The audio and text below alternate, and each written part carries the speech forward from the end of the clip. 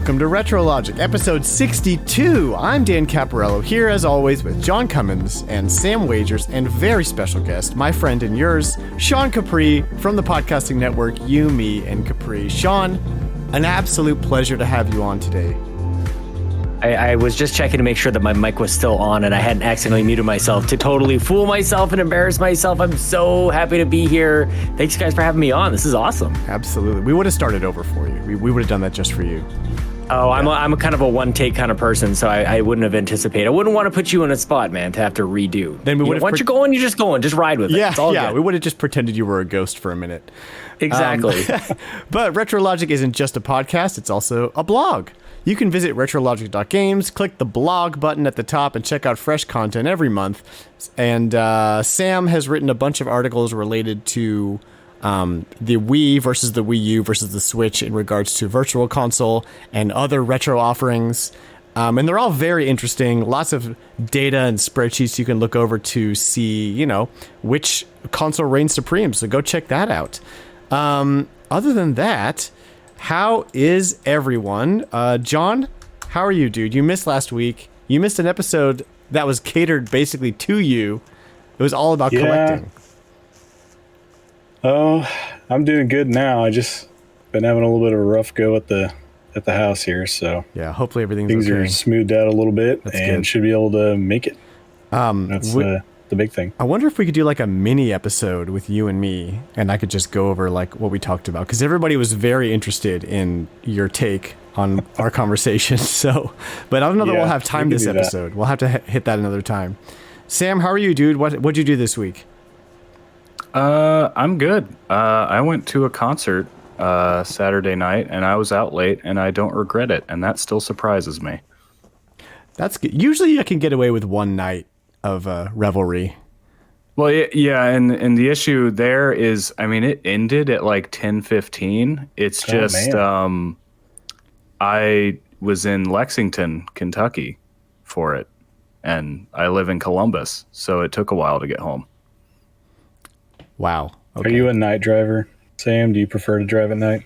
No, not at all. Prefer to But drive really, at night? it wasn't like the hard part is more getting to sleep when I got home, because I had that whole like second wind where you're running on adrenaline and you're wide awake, and then you're like, oh, I can't sleep now, and it's 2:30 a.m. I feel that. Yeah, no, I like to leave early in the morning. Like, I'm going somewhere that's more than 6-8 hour drive. I leave at like 1 a.m. I want to be. There's no one out there. Right? But it's dark, so like danger and all that, and deer. That's why they made headlights. Oh, yeah. Brights. That's well. Sean, how are you, man? I mean, I just don't know how I feel about that like approach. I think that you need daylight. I think you need lights to see things. I think it's very dangerous to drive at night. I think you need a disclaimer on this recommendation of yours. I don't know, man. Like red eyes. I like red eyes because there's another dude or woman like flying the plane. Like I don't have to do anything and I can sleep. But sure, like I guess what you're saying is like you want to arrive and that you haven't lost the entire day to travel. Like I think that there's a benefit there, but you got to weigh the pros and the cons, I think, when talking about something like that. I'm good, Dan. Thanks for asking. Is this like travel logic now? What happened? Travel logic. We got there. We got there. Travel lodge. Sean, I know that probably the Venn diagram of the people who listen to both of our shows is almost a circle at this point. But just in case, why don't you tell everyone who you are, where they can find you, and what you do? My name is Sean. I am addicted to podcasting and video games. I have a serious issue with that, but man, it has led me to meet some of the best people on the planet. It's so awesome. People can find a lot of the stuff that I do pretty much on podcast stuff everywhere. We the Gamercast, which of course, Dan, you were on. I have sweet hangs with strangers from the internet. I do the Xbox Drive and the Nintendo Drive, which I record from my car, which is ridiculous and silly, and I get coffee when I go out for my drives, which I don't know why anybody puts up with me when I do stuff like this, but yeah, man, just I feel like I'm podcasting pretty much every single day, and I get to meet lots of cool people, and we just finished Extra Life about a month ago, and I'm still kind of buzzing over that, so there's tons of stuff, and people can find me on Twitter, of course, Sean like Connery, Capri like the pants. Excellent. Pants. Let's do. Yeah, I love that. let's do a little bit of housekeeping and we'll jump into our actual icebreaker. First of all, we have the Game of the Year 30 episode coming on December 28th. This year we're covering 1991 because that's exactly 30 years ago. Any game released in 1991 is eligible. But we kind of narrow it down to like the best of the best, and then we choose like best game, best platformer, best fighting game, and all that stuff. We have a whole award show on the podcast. It's lots of fun. We have a category where the community votes on what their favorite game is. And if you would like to be part of that, you can jump into the Discord, which you can find that link in my Twitter bio at retrologic.games. Also, John, you wanted to mention the Analog Pocket pre-orders, even though... And also go vote for Battletoads. Okay, do that. But when people are listening to this, the pre-orders will probably be over? Actually, yeah, now that I think, because, we're not doing you're not doing the editing overnight anymore. No, right? I'm posting this tomorrow now, so. Okay, well, everybody go back in time. You can, hop in your way back, go. And they may still be... Because might still be what available. I had seen from them said they're pretty much taking as many pre-orders as they can. But if you come later, like you may not be getting yours until like the end of next year. Might be personalized advice just to me, an audience of one. I might be the only one who can actually act on this notification. Yeah, of sort. Sean, if you want an Analog Pocket, pre-orders go up tomorrow at 8 a.m. Pacific Standard Time. Okay, I think I'll jump on that, man. Thank you. If you're listening, off what Sam was saying, I think that wave 1 is like they're going to split it into 3 waves. I think they said wave 1 is early 22, 2 is late 22, but 3 isn't until 23. Yeah. So that's a long time, man. You definitely. Well, anybody that pre-ordered the first time has had to wait that long to get it now because those pre-orders were last October. They've already waited over a year. Yeah. Hey, just a piece of advice for everyone who can't get one: don't buy from scalpers because they're bad for everyone. Nobody likes them. They're a bunch of jerks. Mm-hmm. Don't pay the prices. Just wait for yours to come in. I know it's tempting, and you might have the money, but not worth it. Yeah, and Analog's been pretty good in the past about continuing production so that everybody can get one. They're not trying to like inflate demand by making people think they're going to miss out. No. Yeah. I believe at this very moment you can still get a Super NT or Mega SG if you want one directly. Yeah. They're very open about that, which I appreciate. Yeah, other than like their limited edition stuff, like they had like special, like the translucent one or whatever. Right. Or even the original NT was pretty limited in its runs. I know for sure. What about a reasonable scalper? Are there reasonable scalpers? Are there ones that like donate to charity? Like, are there ones that like put the proceeds? Like, what if I wanted to deal with somebody like that, Dan? Look, I'm not trying to tell all three of you guys all at once. Like, what the hell are you talking about? Just get rid of scalpers. Don't even deal with them. I'm not trying to tell anyone how to live their life. You do you. Sounded like you said that they were terrible people, but what if they're charitable? What if they're like, donating to cancer or something? It's like the Robin Hood of scalpers. Yeah. Like, yes. Here's my problem with that. I like the thought. If they were planning on doing that the whole time, then they probably wouldn't have done that in the first place. They probably, if they were, what? Sometimes you don't know the railroad you're going to find yourself tracked onto, man. You're just going to fall onto it. If you bought one with the intention of keeping it and then later decided to sell it and the market just happened to be there, that's one thing, right? But there's no way to like govern any of that, so I'm going to drop it. I'm just going to drop it. Fair. Okay. What about the opposite case? Like, what if they bought them to sell them for a higher price? Exactly. And their conscience got to them, and they're like, man, I really got to give these to somebody. Mm-hmm. What if on their way to get their Starbucks in the morning that they usually fund with their overpriced scalping business, they meet a genuinely good person who, needs a little handout, and they're like, oh, I should turn my heart towards the charitable sector. Come on, man. What if that happened? Anything is possible in this crazy world. But I think Dan's brain is short-circuiting as I think about this. I'm gonna have to go rework my morals a little bit and then come back to you guys on the whole scalper situation. Why don't we go into our icebreaker? Even though the ice is sufficiently broken at this point, we're still going to do it.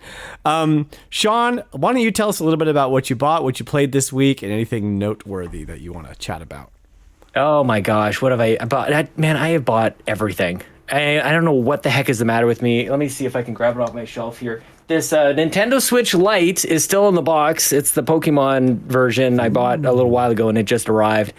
Why have I done this, you guys? Like, this might be one of the dumbest purchases I've done in a long time. John's right with me, and just like, let's just buy the things. I'm on the edge, man. I might actually send this thing back. But I like that I just like having it. This is the year of Pokemon for me. I've never really gotten into Pokemon before. And so this was the year I decided I'm going to play Pokemon Go. I'm even going to learn some of these damn things. And so this is kind of on my shelf here. I also spent a lot of like Black Friday just buying games, and I've played like 9 minutes of like Hotline Miami on Nintendo Switch, and that was kind of it. I just have been like bloating up. It's just ridiculous.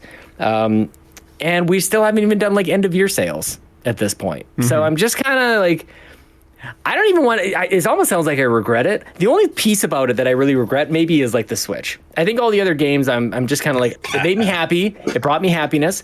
Not really video games related, but I'm getting into comics lately. And really just enjoying, like, I don't know anything about this stuff. And it's super fun just to be like a total idiot coming into it going like, I think that cover looks great. And it reminds me of 1992. And that makes me happy. So I'm buying stuff like that. They're like $3 comics from, 30 years ago.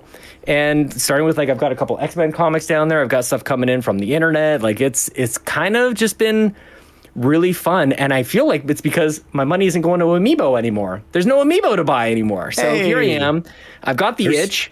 There's a Monster Hunter ones coming out. You gonna get those? I think I will actually. You know what? On the Monster Hunter side, my wife is a photographer, and every time clients come on over, they see where the computers are, and they see like who we are. They see the real us when they come into our house for their pictures, and like, oh, you guys are those people. You're dorks. You're a bunch of gamers over here. And so but every once in a while, like it turns out really nicely. And I can't remember exactly how it worked out, but somebody had like a family member in Japan, and they imported the Monster Hunter Amiibo set, like the whole set. And they just gave them to us. Like that thing was, I don't know, it was probably worth a couple $100 for the whole set. Oh yeah. Yeah. And so we've got those sitting in the other room, and it's like, just really, really special. Like, I mean it when I say we've met some of the best people through games, and that was just a gift because they really enjoyed their family pictures. Really, really special. See, Dan, this is how you get the nice scalpers. That's what I'm saying. Exactly. That's not scalping. That was a gift. Well, maybe they couldn't get rid of it. Maybe they got rid of all the rest of them at their top dollar. That could have gotten rid of it. They might have been just sitting on some extra. They really wanted to. They really wanted to. They could have gotten rid of it. A little gifting kind to us. Yeah, man. Yeah. So comics are sort of like stacking up here. And my biggest thing there is, how do I display them? Like, this is where my mindset goes. John's got the amazing, I've got a huge amount of respect for how your Amiibo are all set. I've got a similar kind of custom setup by my wife's computer in addition to what's behind me here. And it's like, I think I might need to invent something, because what I've seen around the way people are displaying their comics right now, I think I need to do something better, you guys. So if anybody knows anything on how they're displaying comics, I'm open. People, please slide into those DMs and tell me what you're doing, because I like the artwork is so good, man. I have so much love for it, and I didn't have any money as a kid to get into comics at all. So this is me kind of reliving my childhood because I'm a broken person. So there. So are you gonna marry the two and get some Nintendo comics? Ooh. Dude, I'm all over it, man. Like I'm even on. I used a VPN for the very first time to get because I live in Canada and we don't have Comixology Unlimited here, so I had to set up an Amazon account in the States and get it all sorted that way. And yeah, I'm gonna be reading the Dragon Age comics and the Halo comics and the Mass Effect comics. I am overloaded with entertainment. I just before we started recording this, I was watching the Xbox story, the Power On thing, the documentary thing that shows the story of how Xbox kind of got started, and that is spectacular. I've got entertainment coming up the wazoo, and over the last couple of years, usually you would hear me go oh my gosh, there's too many games, there's too much to do, like it's a bad thing. And I'm flipping the script right now, man. I'm showing gratitude to all the things. There is so much. Everywhere we turn, we could close our eyes and bump into something that is the most entertaining thing in the last 5 years and just do it by accident. That when people start to complain about just complain in general online about an experience they didn't like, it's well then move on to the next thing. Yes. There's so much. There's so much to take in right now. Yep. That you don't have to get stuck in something. Yeah, and we're in an age now we're reaping the benefits of generations before us encouraging everybody to be creative. Yeah. It's Right. We're here now. Like there's big so time. you'll never run out of things to find. Yeah. We could Never. stop making video games tomorrow, and I would still never run out of things to play. I honestly love that sort of right? like thought exercise. Yeah. They could just stop tomorrow and you go like, okay, let's work through what we have available to us right now. And it's the rest of your life. It is the rest of your life, man. Some people play one game for 3 years at a time. And that's like, there's enough. There's enough here right now. But yet, here I am loading up on stuff from Black Friday. I'm looking forward to the end of the year stuff. Apparently, like the Game Awards have some sales on or all this stuff. Like, there's too much, dude. And I get just as much satisfaction over collecting things at a good price that I do playing the things, I guess. So That's kind of fitting that I'm here. welcome to RetroLogic. Yeah, it's you kind of like, should've that's why I like listening to you guys. You also missed the collection podcast. Well, and I didn't want to say anything, but since you brought it up again, I mean, are you guys friends or not? Like, you went ahead with the show even though, like, you couldn't make it. Like, I got to speak up for you, John, a little bit. Like, It was last minute.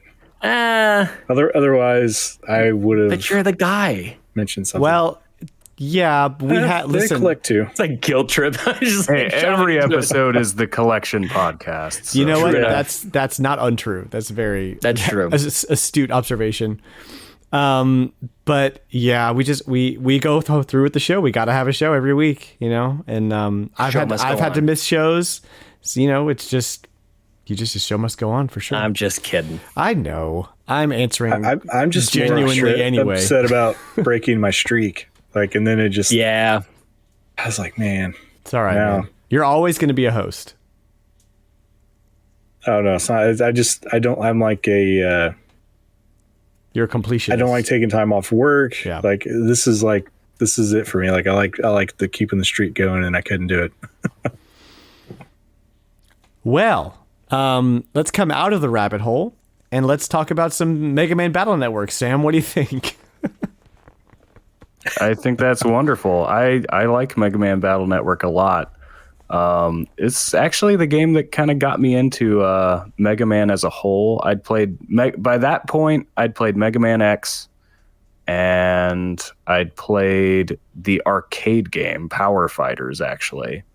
And I'd seen the TV show. Like, I had like one VHS tape of like 2 episodes of the Ruby Spears cartoon.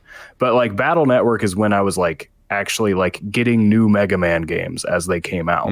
Like that's when I was like really like into Mega, like my parents knew, oh, there's a new Mega Man game. Let's buy that for Sam for his birthday. So kind of reliving that's been fun, and I've been streaming that on Twitch. Kind of surprised, like I thought these games were really popular, but like all of our like usual friends that pop in the Twitch chat keep showing up and telling me, oh, I actually never played these games. So I'm like, well, you guys gotta check this out. Battle Network's pretty amazing.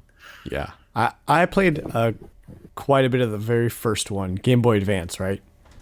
Yep. Yeah. I All enjoyed on it quite a bit. 6 games on the Game Boy Advance. Yeah, I Or enjoyed if it you quite want a to bit. count the separate versions, there's 11. Mega Man. The Zero Pokemon. series was also entirely on the Game Boy Advance. Right.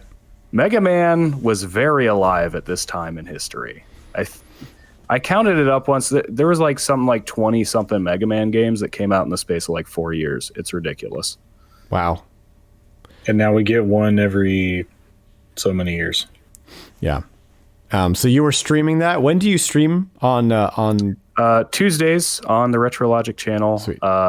Moved a little bit later, so now it's 8 o'clock to 10 o'clock p.m. Eastern time. and do you have more Mega Used to Man? be 7 to 9. I'll be streaming more Battle Network this Tuesday. Awesome. Are you going to do the complete series? I would like to. We'll see how long it takes to get through 2. I feel like I'm getting through it at a pretty quick pace. I'll probably do a little of what I've done when I've streamed other like RPGs in the past, where I kind of just do some of the grinding, and this is going to be more like battle chip hunting off stream, because that's kind of, the more tedious part.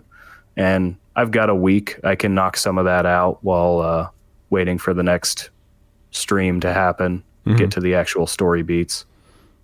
Okay, sweet. Nice. John, you have 2 weeks worth of games to talk about. What you bought. Yeah. So why don't you get started? I was going to say, most people get a view into my collection just by listening to the podcast every week, because I usually have a pretty good amount. I bought Mario Golf Advance Tour. Like, this is another strange thing. Like, I like completing collections of like I have every Mario Golf game now. So like I do that with like Mario Party or Wario games, and like I'll just pick something and I'll just start getting off on a tangent and start collecting that to the finish. And and then I also have the same problem where if one of you guys mentions something on the podcast that I need to play that I haven't played, I go find it eventually. And that's the case with there's Kung a Fu lot Chaos. of that on this list. Xbox 360 like stuff. I got Kung Fu Chaos like steal. I think I paid like $9 for it, complete That's box. nice. That's great. It was just somebody. I was in Kansas City and found a store that had it. I've been looking at my local forever and haven't seen it ever. No, it did not sell well, so it's kind of rare. But rare Xbox and 360 PS3 games equal $10. Yeah, they don't. Nobody cares. So, yeah. And then I picked up Perfect Dark Zero for the Xbox 360. Just kind of completing some missing rare stuff that I didn't have physical copies of. I grabbed Brute Force for the Xbox, Kameo for the Xbox 360, Sonic Unleashed for the Wii. I was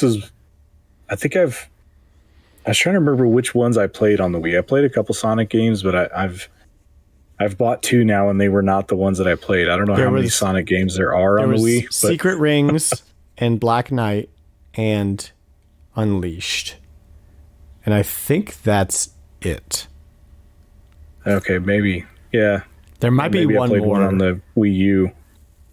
I don't know. There was like a rash of them that happened in that time period. Well, there was I remember renting a couple. There was a bunch on the GameCube too, so it's true. Maybe that bled over. It could be. And then I grabbed General Chaos for the Sega Genesis. Yes. This was at the same store that had Kung Fu Chaos. It's so good, dude. And then I got Sonic the Hedgehog for PS3. This is a 2006 reboot that didn't reboot. Like, it just came out and nobody liked it. It got booted.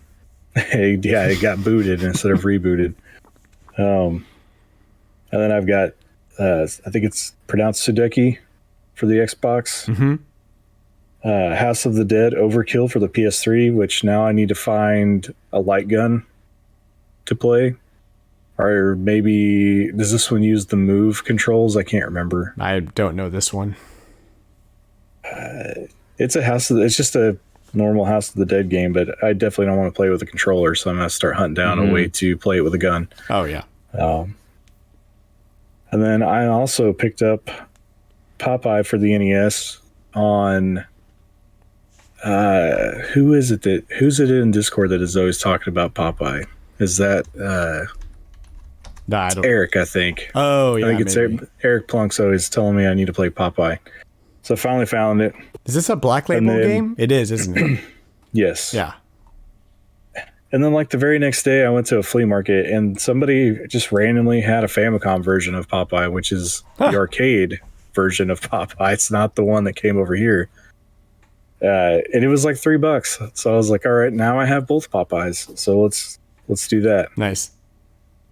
And that's kind of what I picked up. Like I said, you get to kind of see how my collection works and where my mind goes. And then I didn't play any of those games. I just bought them. It's bad. I have 3 lifetimes worth of games. But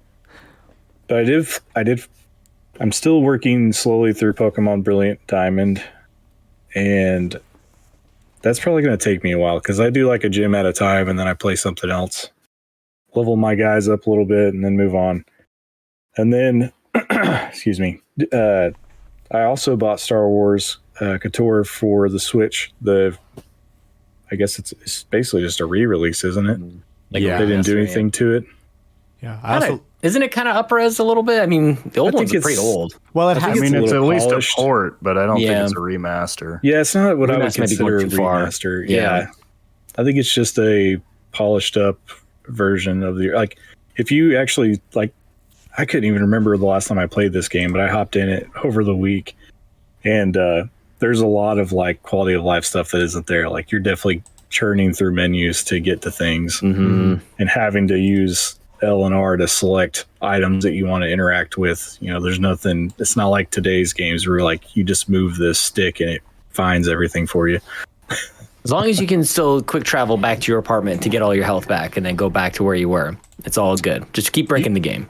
Yes, you can do that still. It's part of the game. Played that, and that was one that Seth from All In, we kind of hit it off talking about that a little bit, and I was like, I'm definitely buying this. I need to go back to it because I haven't played it since it first released.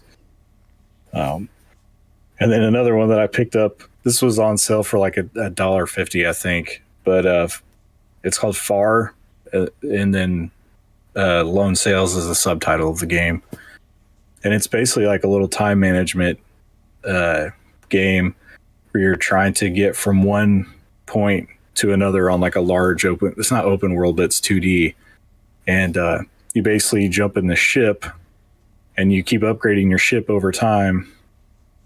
And part of the upgrades are like you'll get a sail that goes on top of your ship, and then you'll get a part that attaches to the back that's like a vacuum that will pick up things that you can turn into fuel as you're going across the ground, because otherwise you got to stop and get out, pick them up, bring them into your ship, and then consume them one at a time. This makes it kind of quicker, but it was a fun little game. It's only like 3 hours long, so I'm glad I didn't buy the $30 or $40 physical version of it. I just bought the $1.50 digital because I just played through it all in one sitting. But Right. It was definitely fun, and it looks pretty good for what it is. I enjoyed it. And I also picked up Forgone on Switch while it was on sale. It was also like a couple bucks, I think. And it's like a not necessarily Metroidvania, but just a 2D side-scrolling action platformer. And it's pretty fun. And that's what I've been playing. Okay, awesome. Yeah, I'm glad I can continue to recommend Xbox and 360 games to you, John. I'm still trying to get all those back. I traded everything I had for Xbox 360 to move to a PS3. Well, and luckily it's all very back. cheap right now, so now's a good time. Yeah, for sure. I'm glad that I didn't do the opposite and sell all my PS3 stuff to get Xbox 360 stuff during that generation, because everything on PS3 is like 3 times the cost now. Yeah, for real. Okay, so this week I played more Archvale, which is the indie game that is on everything right now, and still loving it, still having a great time. It's really hard, and like you'll just hit some walls where you have to choose a different. It is. I'm finding that it's very open, which I like a lot. Like there's multiple different paths you can take that go to various places, and if one path you like hit a wall where there's a boss you can't beat, you just pick up a different path and go that way because it's a little easier, and then you level up and go back to that boss later. So there's always something to do. Really enjoying that. And then the big kahuna this week was getting a TurboGrafx 16 Mini finally. And so what I did was, I had a TurboGrafx original console 16 and 2 games, and a controller, none of the original Power AV, but I brought that and a couple other small things, and I went to my local retro shop that I knew they had the TurboGrafx, and it was $220 they were asking because it was complete in box. And I was like, I didn't know what they were going to give me for the TurboGrafx, but I was like, maybe maybe it's worth a lot more than I think it is. I don't know, whatever. But I ended up getting something like $350 or something total for everything I was trading in, which was like way more than I thought I was going to. I think because the games are pretty expensive now, which is the whole reason that I ditched trying to collect TurboGrafx at all. Is that like the whole reason I own this is to try a generation of like a whole ecosystem I never experienced before, but I'm priced out of the market completely, whereas I can spend $210 on one thing and play, a really good swath of what's available on that system. So, Definitely picked up the TurboGrafx Mini, which costs a little more than a Switch Lite. So if that makes you feel any better, Sean. A little bit. Yeah. You're gonna play yours though. I'm gonna play mine. Yeah, I'm not. Mine's not coming out of the box. I've already got a Switch Lite, out of the box. And why do I have this and an OLED? Like, well, that's. Don't even get me started on this. There's a lot of just like madness. If I like, this thing can only do handheld, and now I've got a thing that's gigantic and it's got a better screen. The only reason that you have it is for the handheld mode. I've said too much. I've already said too much. John's over I'm here in the wrong his place, man. No. I still have my launch day Switch. Well, the funny thing is, the only reason I ended up getting the OLED was actually because I was worried that my day one was gonna like die one of these days. So we traded it in, got a good price for it, and actually didn't trade it in. Man, I've got a whole bunch of stories about GameStop. I am feuding with GameStop right now that I want to get into. I'm just gonna leave it at that. It's not been good. You went on a bit of a rant. We are not talking. I'm supporting you in that though. GameStop. No, I have had bad They experiences. brainwashed you into thinking you traded in your Switch and you didn't even do it. Yeah. Well, the funny thing is, I ended up they didn't take it. So I went in. Now you've done it. They didn't take my trade. Tell the tale. Tell the tale. So then I sold it privately, got $20 more for it, and then I got my Switch OLED from a different store. So I'm still happy about it, but man, it's supposed to be convenient, and it became a real pain in the butt. And then the same thing happened with PlayStation. I went in to trade in my PS4. I wiped it, by the way, which took time, and came in there, and they're like, yeah, no, the promotion ended at 2 p.m. Like, that's made up. What are you doing? Oh my God. And so I'm feuding with them. I wrote a very sternly worded email to their customer service line. They called me. They left a voicemail. And I did not pick up. I called them back, and they did not pick up. And it is not going well, you guys. That's all I got to say about that. Yep. I'm surprised they even called you. Like, Me too. So I'm actually like from now on, like I don't even know if this is necessarily like I'm looking for a good resolution as a consumer. I'm just like, this is for content at this point. Like whatever happens from here on out with GameStop, this is for content. This is for the podcast. So I'm very curious to see what GameStop Canada does from here on out. If they are going to extend the offer, I'm very curious because my PlayStation is still wiped. It's just sitting in the box, and they should be so lucky to have my hardware grace the shelves of their stores because it is immaculate. And when I say it's immaculate, it is immaculate.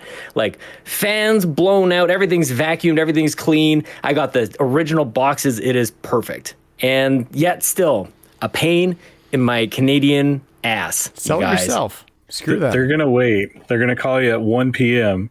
and tell you that they'll still accept the deal, but you have to make it there by 2 again. God. Not a chance. Not a chance. I'm not going to be coerced into like feeling fortunate enough to be able to buy a PlayStation from this store. It's like, whatever, man. When it happens, it happens. I'm not bending over backwards for this Sean, crap. I have ended my relationship with GameStop pretty much entirely. I Yeah, don't go no, I'm into with you. GameStop anymore. I don't shop on their website. I've left them in the dust. There's way too many better options out there. Yep. I'm telling you, it's all for content from here on out. Yeah. Like just what happens, I might even save the voicemails. Might be a little Easter egg at the tail end of an episode after the credits and everything. And people will listen all the way to the end. They can partake All right. and listen in. What is GameStop going to do whenever Pop stops selling? Like, have you been in a GameStop Seriously. lately? It's like Yeah. 90% Pop figures. That makes me so mad. I don't care about But any half of of them that. aren't video game I'm sorry to related. bring it up. Well, on that note, why don't we jump into something more fun, which is Prices Retro. Yeah.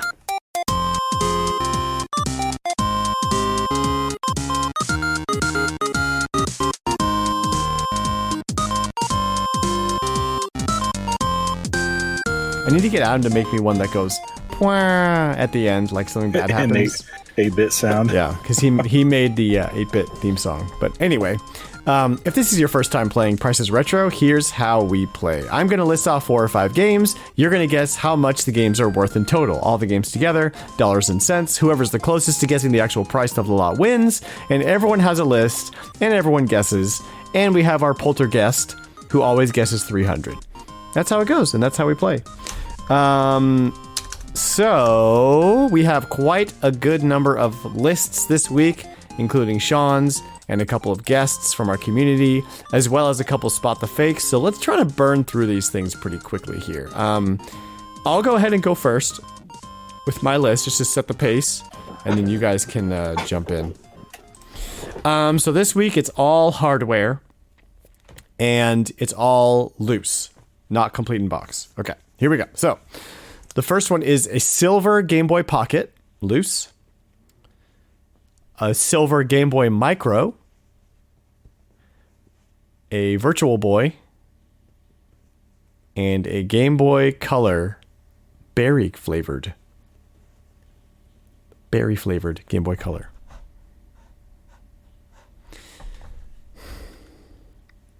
Silver Game Boy. I want to go last, please. Okay, God. that's a good strategy, Sean. Go ahead, John. I'm going to say $620. Okay. I really have no reference point for hardware because I don't shop for hardware, generally speaking. I'm going to say $450. Okay. So If this is the case where like one of the colors is super rare, I have no idea. Right, that's a good point, man. I got to do quick math here. I'm gonna say three. I can say 350. That might be my answer for all of you guys. I need about 350. That's a new ghost. All right. So, actual retail value is $503.07. I think that was the I believe closest. that goes to Sam. Congrats. What did you say? 450. Damn it! I should have said 451. I even went last. Man, I could have done that whole move. Well, it's not Price is Right rules where like if you go over, but it's the music. it is total music. difference. We don't play by the same rules. You we adopt just, the rules. we Over just isn't any stole- worse than under. We just stole the name. Oh, you can't go over. Okay. Well, I'll play by your rules. You can go over. Okay. All right. Sam, go ahead and do your list, bud. All right. These are all complete. I'll just read them off. Monopoly for the Game Boy Advance, complete in box. Fortune Street for the Wii, complete in box. Ooh. Top Shop for the PlayStation, complete in box. And Coldcept for the PlayStation 2, complete in box. So these are all kind of board game Monopoly-ish type games. Okay. I'll go first. I've got 160. 160. I'm going to say 250. Oh, I literally was gonna say this. I'll go 249 then. I'm gonna say You could 249. you could do 250. No, I'm going 249. No. 249.99. 249.99. You can do that too. Philip is going to have a blast with you because that's going to be our Price is Retro first. Nobody's ever guessed since. 1 penny away. I don't think anyway. I think Adam did something with sense, but anyway, he did. I could have think sworn he I did. just listened to one where you guys are doing sense. We do sense, but I we usually always- just don't guess sense because it's like We always go by the actual price with Yeah. cents, but nobody ever guesses with cents because let's see it. Let's see it, there you Sam. go. Let's see it. Well, Sam. you're 1 cent closer than John, Sean. Yes. Because you're all high. The total is $117.44. Oh, okay. So I won that one, but Sean coming in at 1 cent closer than John is uncanny. That's Man, excellent. how embarrassing. Fantastic. Last place. So Monopoly for the Game Boy Advance is $9.64. Fortune Street is $36.34. Coldcept is $36.46, and Top Shop is $35. $9 complete They're in all box? actually very close to each other. man, I was It's Monopoly for the Game Boy Advance. Well, yeah, Nobody I guess cares. That's true. There's a Monopoly lot. on like every Everything. game system. Interesting.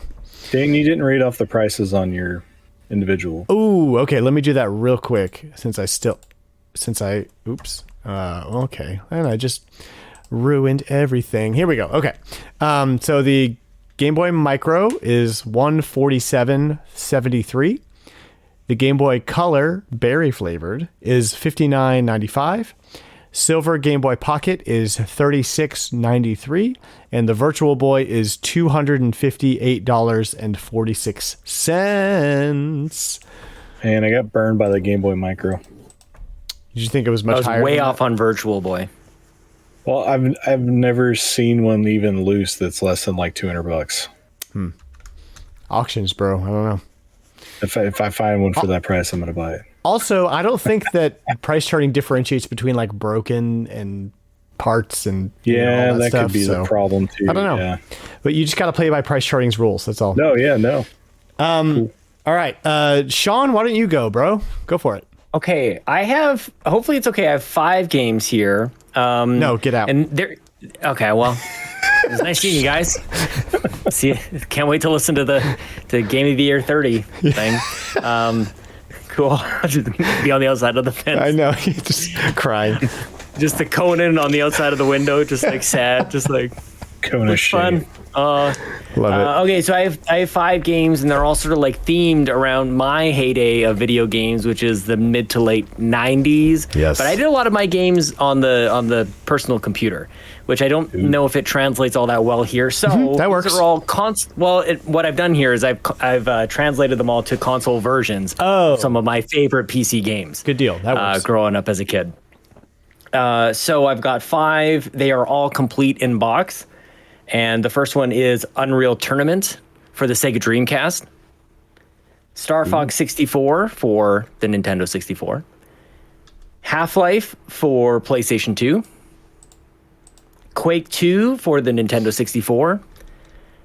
And a little outside of the theme, I needed to mention this game at least once on this show. UN Squadron for Super Nintendo. Man, you are all One about of my favorite that UN games of all Squadron. time. Oh, I love that game so much.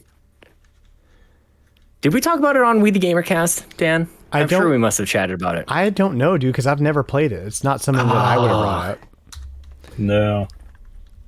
And these are all complete in box, right? These are all complete in box, yeah. Okay. Unreal Tournament, Sega Dreamcast, Star Fox 64, Half-Life for PS2, Quake 2 for 64, UN Squadron for Super Nintendo.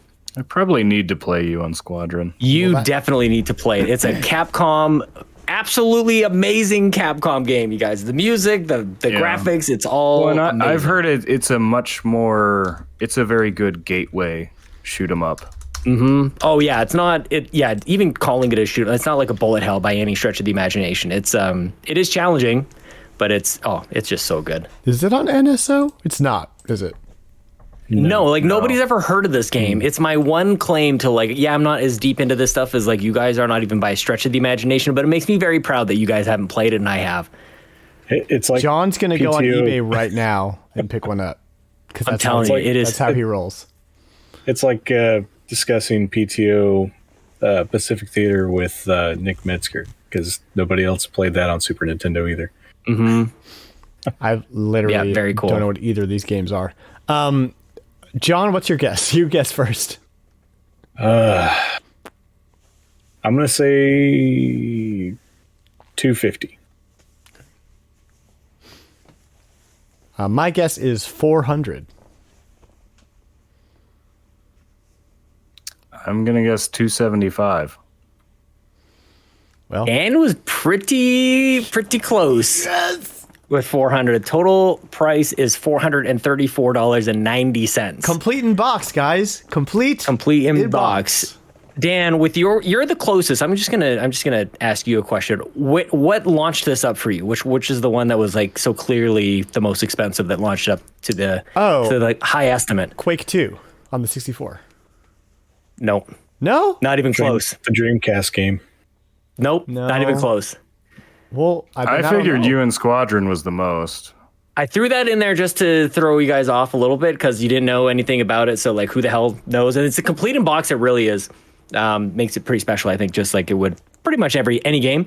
But here's the rundown. Unreal Tournament for the Sega Dreamcast is $23.48. Oh, jeez. No way. StarCraft 64 for the Nintendo 64, complete in box, is $255. Wait a second. Did you say StarCraft? Yeah, Star you Fox? didn't say Star. You said Star Fox. Yeah, I heard Star Fox. Oh, they released StarCraft. Dang it. Yeah, if you said StarCraft, mine would have been where Dan's at. Well, then Dan was way off. Okay, well, then Dan, I'm really curious about how you ended up getting to this point. Yeah, Did I really say Star Fox? Son of a bitch. That wouldn't make any sense. It's not a PC game at all. rewind it back. Yeah, that's what I was curious about. I was man. like, Oh, stop me in my tracks, son of a gun. I Oh should my have caught gosh. that. Man. StarCraft 64. And that's why I even said 64 would have worked for Star Fox too. $255 for StarCraft 64. So this reminds me of my first accounting course in college, where there was a balance sheet. We're all trying to figure it out, and like we learned that we all got the question wrong because the numbers didn't add up. It was the wrong questions, and I quit my accounting course the next day.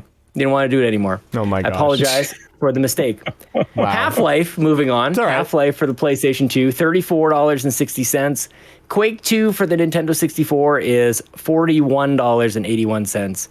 UN Squadron for the Super Nintendo is $80.01. Why did I think Quake 2 is so expensive? I thought it was way. Why did I say Star Fox? Oh my god. I'm sorry, God. dude. I just want to admit, if you removed StarCraft from that and added Star Fox, it would probably be really close to $250. Actually, yeah, we should do that. Let me do that, because that is literally what I said. Yeah, that's literally what he did. So Star Fox 64. Whoops, not Adventures. Wow. So I feel weird because I won, but I also lost. Because you said I was guessing on Star Fox, and if it was Star Fox, I would have lost horribly. So bad. I was so happy with this list too. What a weird emotion I'm feeling right now. I'm no, I feel terrible. The total cost, the real what I said. So with Star Fox 64 in there. Oh no, that's loose. Oh shoot, I gotta even do this again. Oh snap! Okay, 102. Oh, how much do you guys think Star Fox 64 is on its own? 100? I guess 50, but Yeah, 102. 102? Yeah, there you go. 282 and 40 cents. With the Rumble Pack. If you What do you want to do, Dan? So you wanna since he put the said, actual cost? listen, since we all were guessing based on Star Fox, why would I say Star Fox? Damn it! here's what we're going to do for Flightsy, because I know he's listening in the future right now and saying, dang it, Dan, how am I supposed to archive this crap? We're going to go based on the price with Star Fox 64. Yeah. Because we all guessed for Star Fox. So What was it one more time? It was 282. I will take the loss. Oh, I've already got rid of my calculator. We're just going to say I think it was 282. I can afford the loss. I've been winning. And otherwise, Which actually 240. Yeah. Which actually makes Dan or Sam the closest. boom. It's okay. We got guest lists this week. People always send in these like $10,000 games, so the early rounds don't matter. I just wanted to highlight Sam was only $7.40 off. Yep, it's very good. Good play, guys. I thought Quake 2 was way more than that. I'm sick. A huge dum-dum. John, go ahead and do your said list. the wrong game. Sean, it's not like you talk all the time in front of people on podcasts or anything. It's fine. Talking's How hard. does it matter? Maybe you're reading it off the screen and everything, man. Like John, being clear and I'm Where are enunciating. my pants? John, hit your list, bud. Okay, so I tried to do a theme that Sam tried a long time ago. First game on my list is Shining Soul for the Game Boy Advance, complete in box. Second game is Soul Calibur 2 for the Xbox, complete in box. The third game is Two Crude Dudes for the Sega Genesis, complete in box. Is that a beat 'em up? What is that? It is. And then the last game is Dudes with Attitude for the NES, complete in box. Are these all beat 'em ups? No. It's Soul Calibur is not a beat 'em up. no, It's what I did the one time. It's every title starts with the last word of the previous title. the first title. Oh, that's really good. It's just kinda a fun way cheated. to explore names of games. I'm bad at puzzles. It was really hard to find a game that ended with or that started with a 2. All right, Sean, there you're was one gonna on there. start this time. I'm gonna say $138.75. Okay, All right. My next. go ahead, Sam. Sure. I'm just gonna say an even 200. Okay. And I've got 320. We are All right. all over the map. The total of my lot is $221.12. Whoa, Sam, what the heck? I don't. I'm He's on just, fire today. You're having a moment, bud. I'm lucky today. I So don't know. Shining Soul for the Game Boy Advance complete in box is $117.50. Soul Calibur 2 for the Xbox complete in box is $6.16. Oh my gosh. Two Crude Dudes for the Sega Genesis complete in box, $71.37. Dudes with Attitude for the NES complete in box, $26.09. I had Shining Soul way, way too high. I was about right there, but I thought Soul Calibur would be worth more than that. Oh no, they're a dime a dozen. But fortunately, I was low, especially on the Two Crude Xbox. Dudes. But that's a really great version. Spawn in that version is unstoppable. We have the highest dollar version as the GameCube, and it's only like $20 or $30. Yeah, with Link. Great. Well, let's do some guest lists, you guys. You want to jump into some of those? It's fun. Our first list comes from community member Galaxy Wolf, who has a list for us, and we're going to go through these really quick. If I can pull my browser over this way and shrink that down so I can take notes while I read. If they have Star Fox 64 in their list, I'm going to just die. Sean, that's the funniest thing that's ever happened. They have StarCraft in theirs. Okay. That would be amazing. I've already given away the price. Here's our list. We've got Super Mario Brothers for the NES, new, sealed. Jeez. Pokemon Snap for the N64, new, sealed. Super Lucky's Tale for the Xbox One, new, sealed. And Super Mario World 2, Yoshi's Island for the SNES, new, sealed. Now, these are not graded, right? These are just new. This says new. I don't think I would allow graded because that price is not based on that price is based on imagination. So there's no standard for that.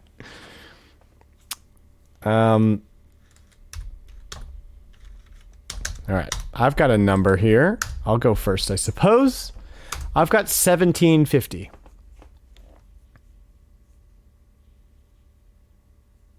I'm going to go. Sorry, what was the last one again? The last game was Super Mario World 2 Yoshi's Island for the Super Nintendo. Okay, Yoshi's Island. Yeah. Well, John, what was your number? 2,500. Okay. Gosh, sealed new games. Yeah, that's the tough one. I'm going to say like 1,800. Okay. Sean, what you got?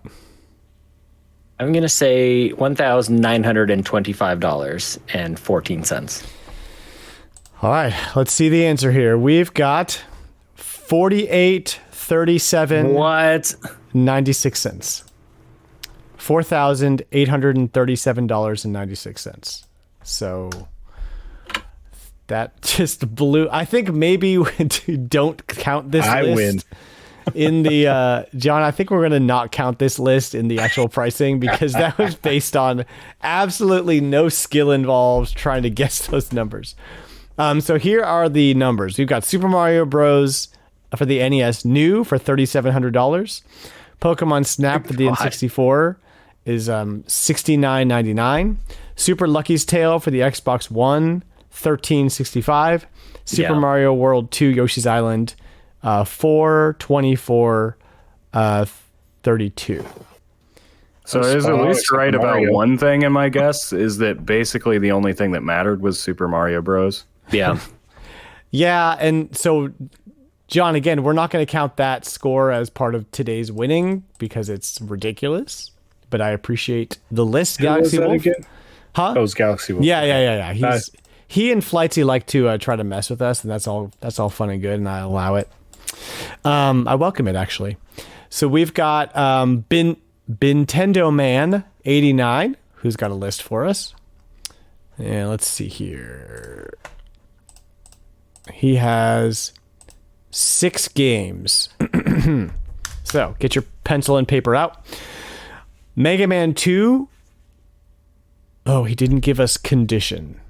You have to give us condition, Nintendo Man. So we're not going to count this list, but we'll just guess and see how we come up. Well, do you want to send it back to him and we can do it next time? We could just do it next week. I already read the list. I already read the list, so let's do it. and we'll Okay. just assume loose.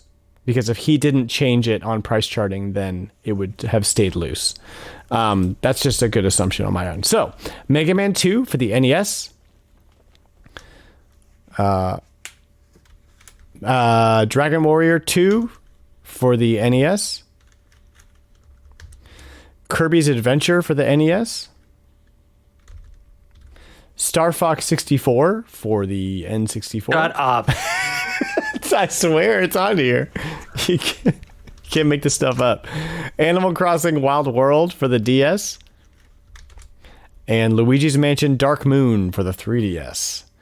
Luigi's Mansion Dark Moon for the 3DS. And we're going to do some quick calculation here. Boom, boom.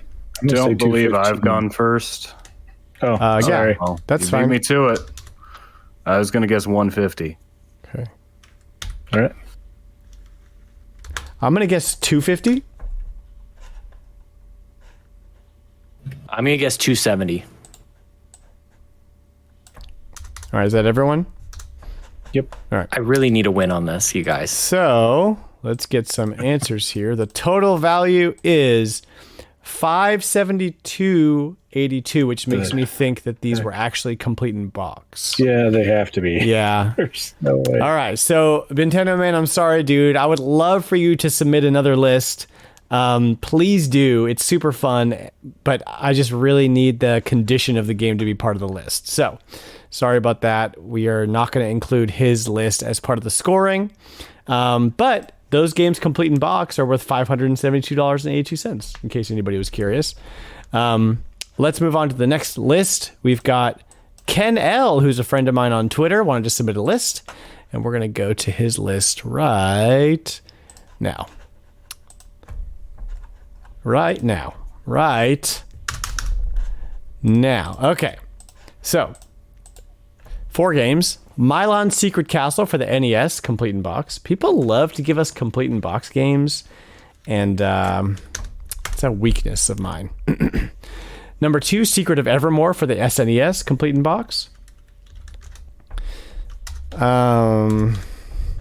Secret of Mana for the PS4, complete in box. Like the collection, I guess?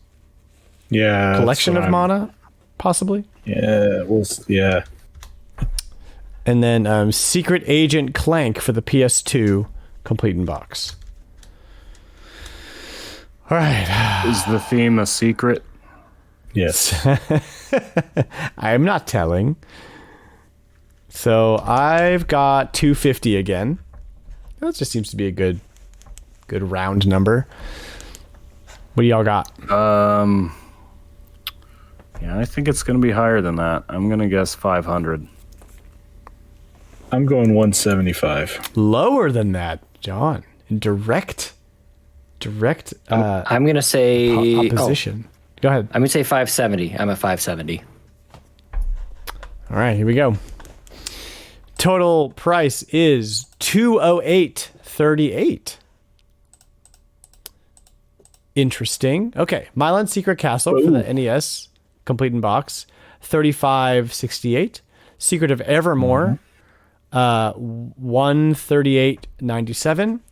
Secret of Mana for the PS4, $15.99, and Secret Agent Clank, $17.74. Oh, wow. Why did anybody think that was a $500 list? Is my question. Yeah. Complete Secret of in Evermore. box. Your comment on NES, my Lars SNES games. threw me off a little bit. My comment on it? You just mentioning, oh, this is complete in box. This throws it like it sounded like that. Okay, because I don't know anything about this stuff. Like, I'm sorry. that seemed like that was kind of a big deal. No, dude, like I was don't know. unintentionally throwing you off. I mean, I said Star Fox for God's sake. Like I have no redemption here whatsoever. Other than Okay. I was trying to put together the last list here so I can get a loose list price for us. So, John, do you have a winner for this round of Prices Retro? We had to Hold skip. on 1 second. had I'm to going to delete all of the 2 rounds that don't count. Galaxy Wolf's list and Nintendo Man's list, unfortunately. Galaxy Wolf, just because, like, thousands of dollars a difference really like kind of messes with how the scoring works. And then Nintendo Man unfortunately didn't give us condition. Yeah, it happens. It's all right. We are okay with mistakes around here, and we love having the community involved. So no sweat on either of these guys. The list that came in without conditions, and I just like, this is my own redemption. I just added this up. It comes in at 164.62, and I guessed 138.75. I'm pretty proud about that. If we assume it was all pretty loose. That's great. It's pretty good. Okay. Yeah, good for you, Sean. Yeah. Pat yourself on the back. Yeah, good job, buddy. So the totals go, Dan came in at $300.63. I was at $315.31. Our guest tonight was at $729.51. Sam was at $373.14. And the ghost was at, $573.63. Is that me then? So he edged out Sean, but nobody else. And yes, Dan won. And then it looks like, let's see, looks like Sam had the most wins. Yeah, I just choked on that last round because I thought the last round killed Evermore was worth a lot more. Yep, the last round got you. He had 3 wins. He won all 3 of the first. Wow. I think. So yeah, he's in the green on all 3. All right. Well, congratulations, me. Thanks, Sean, for playing. Better luck next time, I guess. You're welcome. Let's play.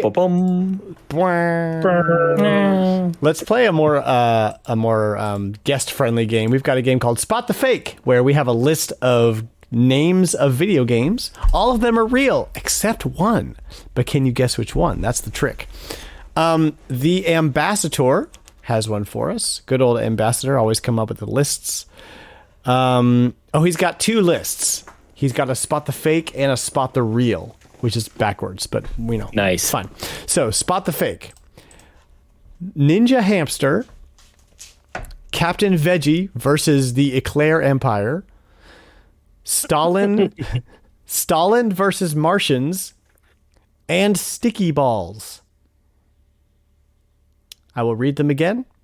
Ninja Hamster, Captain Veggie versus the Eclair Empire, Stalin versus Martians, and Sticky Balls.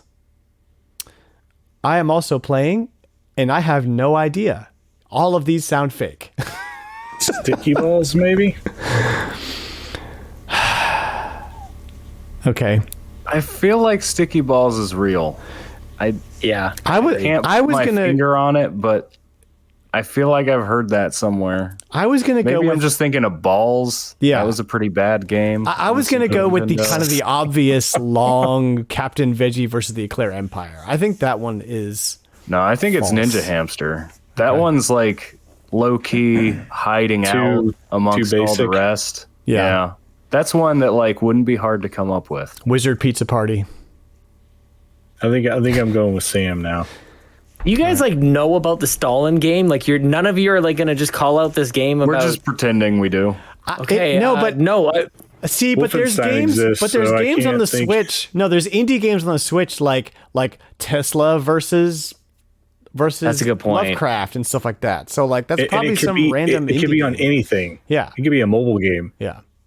That's Good point. I still, well, if we're all just guessing anyways, I'm just going to hope for the human race and go, I hope that there's not a Stalin versus, what is he said, Martians? Martians. Game? Okay, Yeah, no, I so don't want that to exist. all right. Let's see what we got here. Captain Veggie versus the Eclair Empire is the fake game. What? That needs to be a real game. Yep. Yeah, that should be real. I am I would now play going to that look game. up Stalin That's like versus made the by Martians. Crest. Let's see. Oh, it got a 25% on Metacritic. It came out in 2009 for PC, and it does not look good. It's an RTS, I guess. Now I'm looking at a YouTube Classic video. RTS. Yeah, it's an RTS. Sticky Balls is a Gizmondo game, apparently. Wow. Nice. So let's do Ambassador Spot the Real. So here's a bunch of fake games. None of these are real except one. Here we go. A long list, bro. Come on. Okay. Kirk versus Spock Galactic Trivia. Grant Hill's Extreme Basketball Challenge 96. Mama, Can I Trim the Hedges? Who Shot Johnny Rock? Chex Quest 4 Syrup Surprise Attack. Electricians Don't Wear Garter Belts. Electricians don't wear garter belts is real. It's totally real. No, because God, tell me it's You're real. thinking of plumbers don't wear ties. Yeah, plumbers don't wear ties. But Yeah. I wasn't. I don't know. I don't know that. But maybe it's a spiritual successor. I don't You're believe giving me it's, way too much credit for that guess. I don't think it's Chex Quest 4. So I don't think they No. made that many of them. I No. feel like I would know if there was a They didn't Chex make Quest that many. 4. I'm gonna go with Grant Hill's Extreme Basketball Challenge. I feel like that's. I don't feel like the number's right. 96. Yeah. Where? Would Who he is have gotten a Grant game Hill? in 96? I don't know who Grant Hill is. I would have no idea if the number was right or not. What was the first game again? Kirk versus Spock Galactic Trivia. Grant Hill's Extreme Basketball Challenge 96. Mama, Can I Trim the Hedges? Who Shot Johnny Rock? Chex Quest 4 Syrup Surprise Attack. Electricians Don't Wear Belts. And I'm pretty sure electricians actually do wear belts. They've got like tools. I think I'm going to go with the first one. All right. Let's check the I think answer that's here. Star that's Trek a real one? one. Yeah, I think that's real. Let's check the answer. I hope it is. The real could one be real. is Who Shot Johnny Rock? Definitely flew course under the it is. radar for me. No one even thought about that one. Who Shot No. Johnny Rock? Yeah, I just is, didn't know what to think about that one. It looks like an Nobody cares about FMV. Johnny Rock. Okay, Who Shot Johnny Rock is an FMV game for the Sega CD, 3DO, CDI. It was on DVD as well. Wow. Okay. I'm pretty sure there is a Grant Hill Extreme Basketball game, but I don't think the number is right. That's I don't think the tricksy. year. Tricky. That is Trixie. I don't like that. It's That's like part of the game? actually it was 95. All right, Galaxy Wolf has a spot the fake for us. Here are 4 fake games, except one. Super Mario Ball, Kirby's Ghost Trap, Zelda Return of Ganon, and Yoshi's Universal Gravitation. Wait, is this one's spot the fake, right? Spot the fake. Okay. These are all real games except one. That's crazy. Super Mario Ball, Kirby's Ghost Trap, Zelda Return of Ganon, or Yoshi's Universal Gravitation.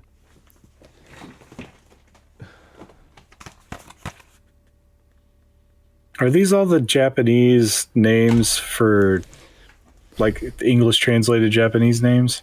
Maybe. Actually a good guess. That's a good Because call. Yoshi Topsy Turvy would be the same. Yeah, that's Yoshi Topsy Turvy, isn't it? That's what I was thinking. And I seen Dan just pulled out the box. I cheated because I own it in Japanese. know. And right here on the But you keep bottom read it. says, yep, right here on the bottom, Yoshi Universal Gravitation. In English. I cheated. I'm sorry. I'm sorry, Dan's out. dude. I'm out. Actually, this whole game is out because now we all know Yeah. it's Yoshi's Universal. No, you don't. No, it's Spot the Spot the Fake. We got Fake, 3 not other ones. Spot to the- pick. Yeah, that was one of the real ones. Also, I'm a huge dum-dum.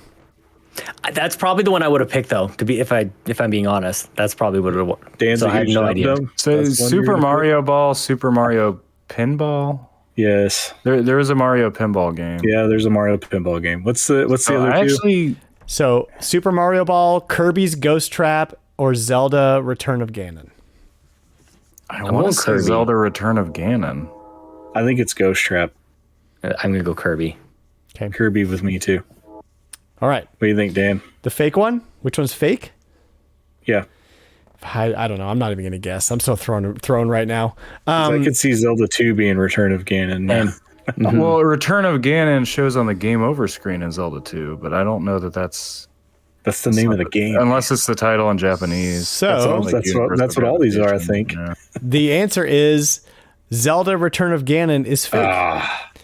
The others are all PAL Japanese names: Mario stick it Pinball out. Land, Kirby Avalanche, and Yoshi Topsy Turvy.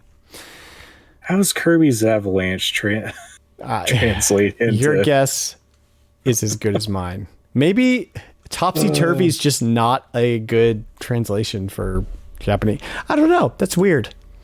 Very weird. Also, Ken L has a list for us, and that's going to round out the games. Oh, no. We're going to do a trivia round with your card there, John.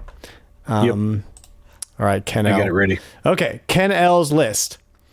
Shining Force Feather. Shining Force Sword of Hajia. Shining Force Resurrection of the Dark Dragon. Or Shining Force Roman numeral IV, which is 4? Yes. Yes. Yes. Guys, Congratulations. slightly dyslexic over here. I can't do Roman numerals, so thank you for bearing with me. Shining Force Feather, Shining Force Sword of Hajia, Shining Force Resurrection of the Dark Dragon, and Shining Force 4. I think it's the feather. Which one's fake?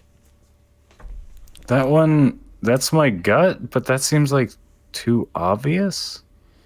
I'm overthinking it though. That seems like that would be the obvious choice. Like it's probably Shining Force 4. Like I honestly don't know anything about this series. Maybe it is 4 because all the other ones have elaborate subtitles for names. Yeah, That's what I'm thinking. He could also be throwing Japanese names at us. Okay, let's find out what the name is. Okay, the fake is Shining Force 4. You guys were getting close on that one. So Feather That is what I said. That's what we all said. Feather is DS. Sort of. You said I know. Feather. I said I said feather originally. whatever. Then you guys were going for it, so I switched. Sword of shush. Sword of Hajia is Game Gear, and Resurrection of the Dragon is Game Boy Advance. Very good. Very, very good. John, why don't you smash us with some of the trivia? And while you're getting that card out, I want to remind everyone that if you want to send in either a Price is Retro or a Spot the Fake list for us to play, all you have to do is DM me on Twitter at retrologic.games or DM me on Discord. Just either one of those things. And all you have to do is say, hey, I want to submit a list, and I will tell you how to do it. Please don't just barrage me with the list, because there's a way we have to do it so that I can't see it until we do the show. So just tell me you want to do a list, and I will very kindly tell you how to submit. John, trivia. Okay. Just to preface this, I have not read any of these, so I don't know how easy or how difficult they will be, but they are all video game related. All right. So in which year was the PlayStation 4 released in Europe and North America? Which year? Yep. 2013. Did anybody else have a guess? PS4? Yes. Yeah, 2013. 2013 it is. Yeah, great. I love video game trivia. So far, so good. Yeah. Oh, gosh. You guys will get this. Come on, John. In which video game series would you find Beedrill, Doug Trio, and Vulpix? Beedrill, Doug Trio, and Pokemon. That's the Pokemans. That's Pokemon. Now, like how the Dan's thinking obvious about it. choice is Pokemon. But my question is, which Pokemon can all three of those get? No, oh it's my Pokemon. gosh. Easy. It's obviously Drill Dozer. It's the first one. Digimon. Did you? Yeah. Yu-Gi-Oh. It could be Nexamon. I'm not sure. Yeah, it's Monster Rancher. Spectrobes. Spectrums. Omicron. How obscure can we get Too with our monster catching games? Dragon Quest Monsters. Guys, that is the game section of our little show. We're going to take a quick break. When we come back, we've got our show topic featuring Sean Capri. We're going to talk Half-Life. Yeah. I've never played it. What about Full Life? What? What?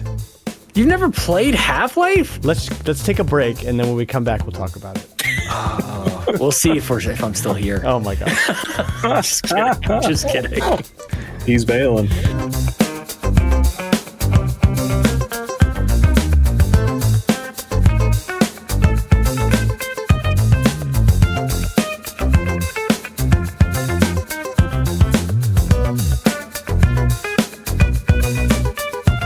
Welcome back. Thanks for continuing to listen and not pressing stop and going and doing something else. It just makes me feel good that you're still listening. We still have Sean Capri with us. He didn't leave. No, I'm still here. I'm curious for anybody who listens, in like multiple times speed. It would just take care of that awkward gap for me. But for everybody else, you were here with us. I don't do that much editing, so they're going to hear the awkward gap. Yeah. We're talking Half-Life, if you will. We're talking Half-Life today. A game that I need to be convinced to play by my friend Sean Capri here. Not that I'm not interested. Capri. I don't think I've ever been called that, actually. And I've been through like grade school. Now you need to have that brief story. I was just going to keep rolling with it. The Freudian slip was there, man. I was just going to keep rolling. Y'all had to stop me and bring attention to the fact that I said it. Nobody was going to bring it up. I was going to let it slide. I couldn't do it. I was going to let it slide. It's my name. Or I was going to laugh. I'm just glad we got to share this moment. I'm just going to have to call. I'm going to have to tell my dad. Jeez. If he wasn't already going to quit the podcast, he's definitely out now. Okay, I said Star Fox, damn it. Half-Life. Half-Life was released on November 19th, 1998 for Windows computers by Valve, the video game developer. Little indie company. Mm-hmm. Yeah, and time. Like this game at this point is infamous. I'm going to go through like a little bit of like development notes, but what I really want to talk about is who among us has played this game? The first one. Yeah, I have. Just multiple times. Just Sean. Yeah, then. That's it. Just me. No, I've played it, but I haven't completed it. Well, that's fine. I've played a ton of the spinoff of Counter-Strike, like probably way more than any Half-Life that I played. Mm-hmm. Yeah, excellent. Well, Sean, tell me about your journey with this game. When did you first play it? Were you there at launch? Was it later? What was your experience like? Tell me all about it. Yeah. Oh my gosh, man. This is a trip for me. So back in these days, back in the 90s, we weren't allowed to have a console in the household. There was 4 kids, whether it was like for whatever reason, I think it was mostly just a money thing. There was 4 kids and only my dad really worked. So it was like we had a computer in the house for homework and no consoles allowed because the neighbors had the consoles. Why would my parents spend the money on the consoles, when we could just like run over next door and play all those games over there? So I was that kid who was basically just like mooching off of all the games that neighbor Matt had next door. But once upon a time, I started to realize, oh snap, like there's actually pretty decent games over here in PC land. And I grew up playing games like Warcraft 2 and StarCraft, which is why StarCraft was on my list, not Star Fox 64. Love StarCraft. You didn't grow up playing Star Fox? I mean, I played, those were many summer afternoons over at neighbor Matt's house playing. That was a game that when Nintendo launched the whole like expansion pack thing and the N64 games started coming to NSO, Star Fox 64 was one I was excited about because I want to play that online actually with the all of 2 maps that they have multiplayer. Nice. I know, right? That. But it's a whole other conversation. But I was one of those kind of arrogant kids who was playing on PC with all the frames and all the resolution and all the advances that the PC crew and gamers would be able to experience. And I was reading a lot about this game that was supposed to be coming out for the PC. It was in development for seemingly forever. And it was called Half-Life. And I was seeing all these screenshots and it looked like it was twice as good, 4 times as good, however you want to measure it. It looked way better than GoldenEye, at least from a graphic standpoint and from an AI standpoint and the storytelling. The things that they were touting about this game were like light years beyond anything that was ever going to happen on console. And this was this was the topic of many fights between myself and my neighbor, who we were best friends growing up. He was my best man at my wedding. And we would often argue about what was better, if it was GoldenEye or Half-Life. And in my mind, there was nothing better than Half-Life. And one of the reasons is it seemed to be in that like early stages, almost like Metal Gear Solid, where it presented itself almost like a movie in the way that it was going to walk you through in-game story moments that you would trigger yourself by approaching a certain character or triggering something within the world, and something would happen. And one of my favorite memories of playing this game was sitting somebody new down to the table or at the computer desk and going, play this. Like, I think every one of us has like one of those games where it's like the next gen, like Mario 64 is a great example. Like, just go play Mario and it's like, holy crap, what am I even doing here? And Half-Life was it for me, not having a console in the house. And I wanted to see what people would think as they enter in this game, and you're on like this track, like this tram ride that you're going into this underground facility. Some sort of like weird science experiments are happening, and you basically get to see the entire environment that you will end up exploring throughout the course of the game. And you play as Gordon Freeman, just a regular old dude. He's a scientist. You end up having to put on sort of like an armored suit to withstand the environment, the dangerous, hazardous environment that you're about to go in for this science experiment. And it's at this point that I really enjoyed watching what people would do, because it's a pretty basic, almost like a walking simulator at this stage in the game. Beautiful graphics, really great lighting effects was a huge deal back in the 90s. These lighting effects, the colored lights and everything like that would be great. And so people would be pretty impressed at this point. And there's you're as Gordon Freeman, it's a first-person shooter game.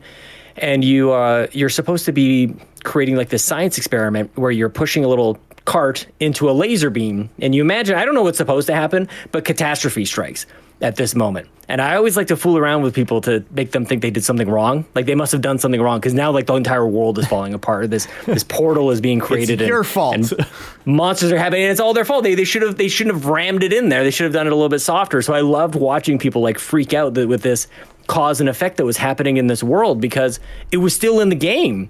And again, like thinking about back in those days, it should have triggered some sort of like cinematic or something else, but everything was happening in game, and the environment was changing. There was, destructible environments, and the room was exploding, and everything terrible is happening. And I think a giant, like almost like a lizard kind of tentacle, almost like a kraken thing, emerges into this laboratory and kills these two scientists up in their sort of observatory area.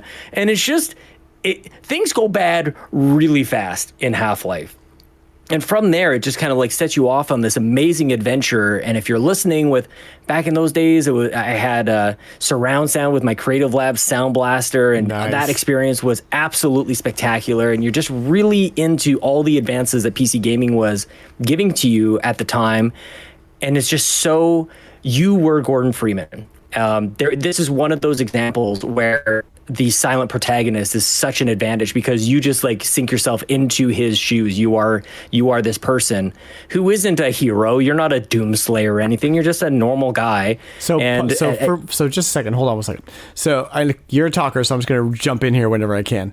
So two inspirations for the game were Doom and Akira. Yeah. And so are you familiar with Akira in any way? Oh, yeah. Yeah, man. So what do you see the through line is there from Akira to Half-Life? I think just that things kind of go absolutely crazy. They're just really escalate, and they keep escalating. And maybe the monsters, maybe a little bit might have been like inspired. Lovecraftian, like Yeah, I think maybe some of the enemy design, perhaps. Yeah. I think so, but no like motorcycles or anything like that. Like definitely. Well, no. I think it was more like world building and like level design and stuff like that. Yeah, narrative for sure. Mm-hmm. Yeah, like just this notion again of like you would walk into a room and a guy would start talking to you and start laying out either story beats or like what's supposed to happen or how serious this really is.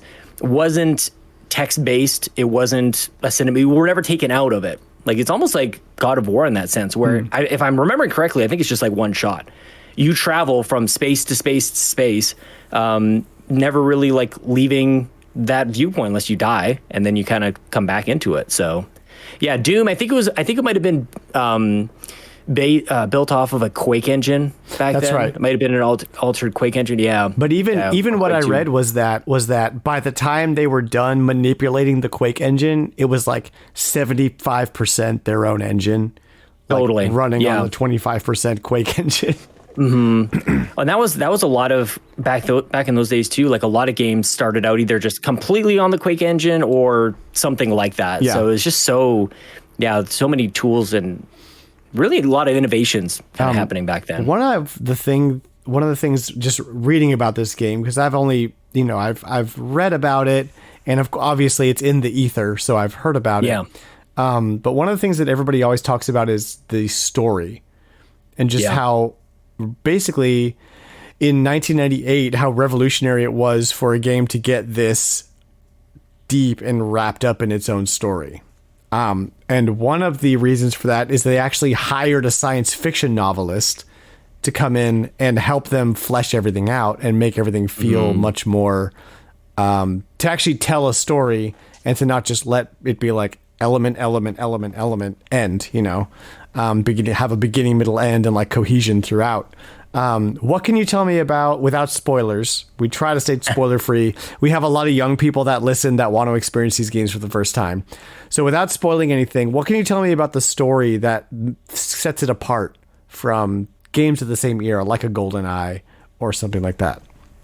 Yeah, I think that the fact that it is happening in real time is really like the story itself is one thing, which is fine, but the fact that the way that it unfolds as an experience, it's very immersive in that sense.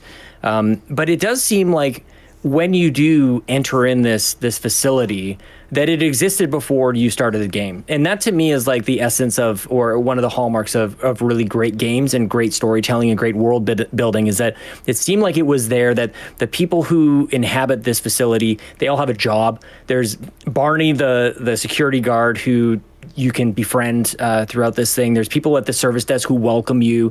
Like, that just didn't happen back then. It was very, there were characters that existed within this world that really just kind of elevated all of it. So that's on top, I think, of the story.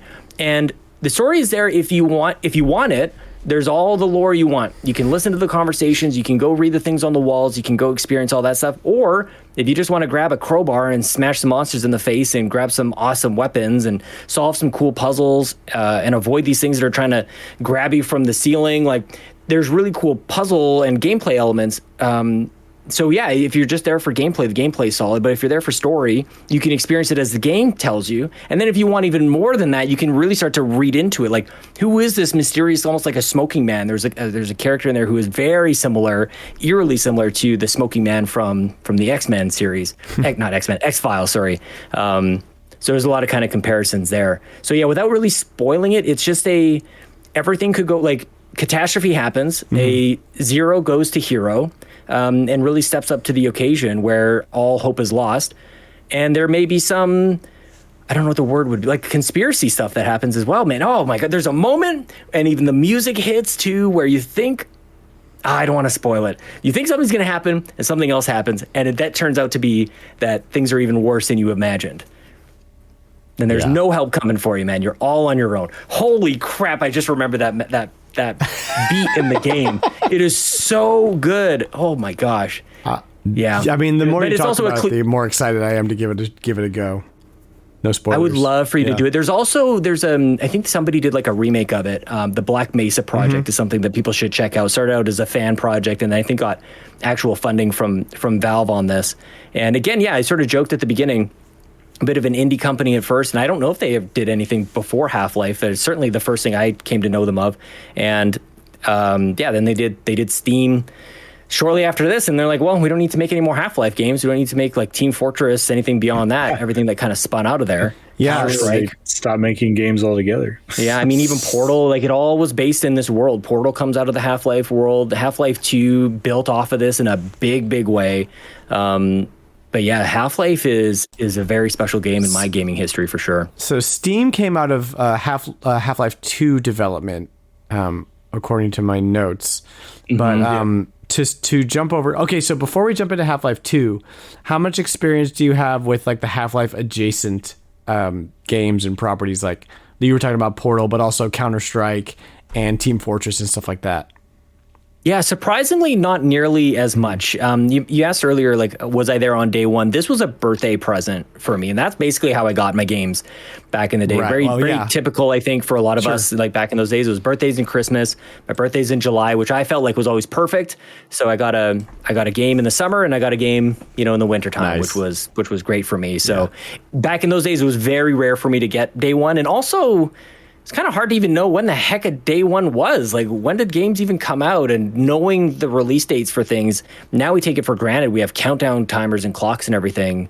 I feel like that was really hard to do, especially in the PC space. At least for me, I found it to be pretty challenging. But yeah, definitely, I was just starting to get into PC gaming at the time. I actually recently rebought the very first PC Gamer magazine that I got from my dad before Christmas. I had since given away like the whole collection, or probably recycled it.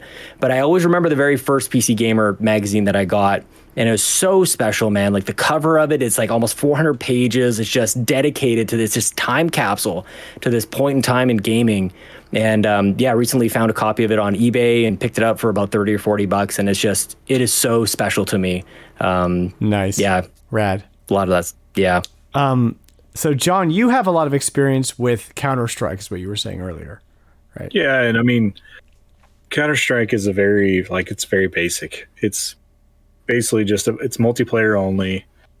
And it basically just uses assets from Half-Life to create a battle royale type experience. It's like if you separated the multiplayer from GoldenEye and it was its own thing. That's pretty much what Counter-Strike was. Yeah, but it was such a sensation. Pulling it out. Everybody when it came out, played StarCraft it just Counter-Strike. Played itself really well into the competitive community. Everybody was teaming up because it's team battles. So, it's the first time I really remember playing a first-person shooter on PC that was team-based, and like everybody would like get their headsets out, which was uncommon at that time. And communication was key, and like it was a blast. Like it's first experience I ever had doing that. Awesome. And and kind of speaking to what Sean was saying with Half-Life, like a lot of elements of it remind me, not even in necessarily the gameplay or storytelling or anything like that, but a lot of it like Metroid Prime. Like there's as much there as you want to get, but you don't have to. Like you can play it through all of Metroid Prime and not read a single thing, and just go kill space pirates, make it to the end of the game, not know anything, not even use your visor most of the time. So is it open like Metroid Prime, where because like GoldenEye, you literally choose the level and play that level. Yeah, it's not stage based. Okay, so it's much more open. Yeah, like Metroid Prime or even Dead Space. You can go like you can regularly get lost and just like go all the way back. Sometimes they'll kind of like blow up and create some rubble that you can't get past, and you can't go too far back. But yeah, you can go all over the place. And there was even like, this was really remarkable if I remember correctly, no load screens. You would walk through levels and then it would sort of like hitch up for a second and then it would load up the next chunk of the game. But really for the most part, like almost no load screens, which was just crazy because you'd been used to games like Doom or Quake, whatever, or Duke Nukem. You get to the elevator at the end and then you hit the button and then it'll give you scores and all this other stuff. None of that. It was so smooth. It just never took you out of the game. One of the things I read about Half-Life 2, actually, is that one of their early ideas was to allow you to kind of jump through portals to different worlds. And they had to scrap it because, it kind of reminded me of Rift Apart, the new Ratchet and Clank game, where you basically do that. You jump through a portal and no load screen. Now you're in a totally different place. But they couldn't render both places at the same time because how they sort of rendered the world in this cohesive way was trickery. So I thought that was interesting. They wanted to maintain that open feel. So they had to scrap that specific idea. But Half-Life 2... Well, they put it in Portal in a very contained scenario kind of thing. Like the idea of, going in one area and coming out and carrying over the physics of it all. Super cool with Portal. Exactly. Yeah. And actually Portal 2 is, I think, just to as an aside to Valve's work, Portal 2, I think, is probably the best video game ever made. Wow. And not my favorite, but just from a storytelling, gameplay... uniqueness, like innovation perspective, like it hits all the marks. I mean, in that time period, to try to do what you were saying, try to render two different things at one time, it would definitely not be able to be rendered in that high of quality of graphics. Exactly. It's kind of like with the Virtual Boy, you're rendering both at the same time. So it's a 32-bit system, but you're getting like more of Game Boy or NES style graphics. Yeah. It takes so much power to do it, into each lens. So honestly, I was just happy that there was like body specific damage. You hit somebody in the head and it's like that does way more damage. That was not always a thing. The head crabs, you could smack them in the head with a crowbar, and if they attached themselves to another human, like it was all different, man. It felt very real from that perspective as well. So to transition into Half-Life 2, which was released November 16th, 2004, after a plethora of delaying, which angered a lot of people, but they announced the game at E3 2003, where they had demonstrations of the characters, animations, physics, and the reaction was overwhelmingly positive. It won Game of Show that year, and they announced a release date of September 30th, 2003. So do you, Sean, have any recollection of that E3 or the wait for the release date or anything like that? The wait was so long that I actually fell out of following it, actually. Wow. Yeah, big time. And for me, 2003 was, I graduated high school in 2002, so I was getting into college at this point. So I was actually kind of falling out of games a little bit, to be honest with you. Came back in probably 2005, 2006 with the Wii, really. And so, yeah, this one I actually experienced well after it was announced, or after it was released, and all the episodes that kind of came along with it, or the 2 episodes that came along with it afterwards. Which is very surprising, especially with how much love I have for the original. This one was not a day one thing, and it just, the delay actually hurt myself in terms of what phase of my life the game landed in for me. Mm-hmm. I'm a little bit like you because I have a little bit of experience with Half-Life 2. Like I probably played it for a little bit as part of the Orange Box, which is how I played the original Portal. Because I really just wanted to play Portal. I didn't even know what Half-Life was. But that wasn't until 2007. So you're talking a 3-year gap between the release of Half-Life 2. And I think your story probably echoes a lot of other people because the delays kept happening, and then there was the whole game, the source code was leaked online, which then led to like the whole game being leaked online, and then everybody could see how unfinished the game was as late as early 2004. After they were supposed to have released it. So there was a pretty negative story being told about, the game's development and whether it was going to be any good. I mean, and obviously it turned out to be a smash hit, just like the first one. But yeah, not a great development story for Half-Life 2, unfortunately. Yeah. Sam, you've been quiet. What do you like about Half-Life? What do you know about it? I played Portal. Nice. I mean, first-person shooters, man. Oh, Portal's my favorite one. Not that your says forte. a lot about me. Not your forte. Well, we do have one community member who chimed in about Half-Life when we found out we were talking about it. It's Eric Plunk, one of our favorites. He says, Eric. Yes, we all love Eric. Who doesn't love a good Eric? Like many other PC gamers of the era, I enjoyed Half-Life 1 and 2 vicariously through one of my best friends who always had the latest and greatest video cards. Half-Life felt very much like the beginning of an in-engine cinematic storytelling, and Half-Life 2 built on that. Unfortunately, the home console version of these games didn't live up to the original releases, so I haven't played them on my own to this day. I need to acquire the Orange Box collection for my Half-Life 2 fix. Yeah, that's definitely the way to play Required. For sure. And for anybody, like for me too, like Half-Life 1 was so, like the original was so seminal in my gaming just catalog and my history, my journey, that when I fired up Half-Life 2, I was actually a little bit, it was jarring for me because it's really different. Like it's you're not in that facility anymore. You're in like a city, and like there's some sort of like weird tyrannical or draconian kind of like overlord. Like what the heck is going on here? I didn't understand how the worlds really like fit together. So that was like, I don't know if I'm the only one, if I had a hard time going from one thing to the next, but it was necessary in the narrative for Gordon Freeman and everybody around him. They tied some of those characters so that you say, oh yeah, that guy, that old scientist, like he made it out. I guess he's guess he's fine.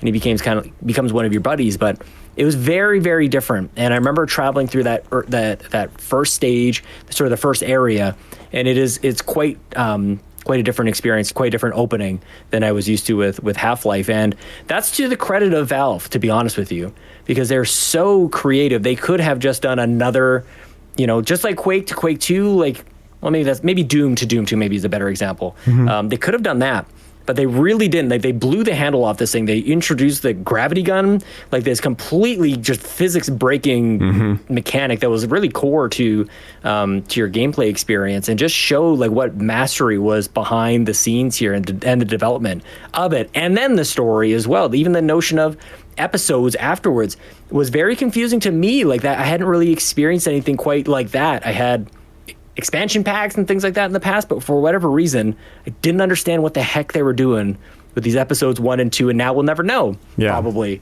what will ever happen with this. The story's untold. And then they just stopped. And then the assumption is that Gabe was so, for lack of a better term, traumatized by how poorly the development was received by fans and the leak, that he was like, well, then we're just not going to make Half-Life 3. I don't blame him, man. I'm surprised anybody makes games at all, given gamers.